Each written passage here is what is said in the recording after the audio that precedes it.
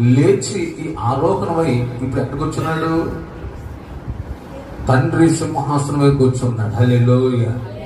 మన మాట శ్రద్ధగా ఉన్నాయి. యేసయ్య తండ్రి సింహాసనం మీద కూర్చోటానికి ముందు సిలువ వేయబడ్డాడు. ఏమేయబడ్డాడు? సిలువలో శక్తి ఉంది, సిలువలో మహిమ ఉంది.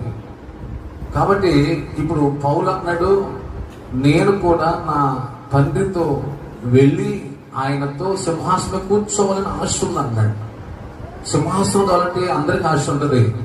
ఆ సింహాసనం మీదకి వెళ్ళాలంటే మొదట నువ్వు సిలువ దగ్గరికి రావాలి. మొదట సిలువ దగ్గర రావాలి. ఈరోజు సిలువ దగ్గరికి వచ్చిన తర్వాత సిలువలో ఇక నువ్వు కనపడకూడదు. మనము సిలువ వేయబడాలి. ఏం వేయబడాలి? సిలువ వేయబడాలి. అందుకని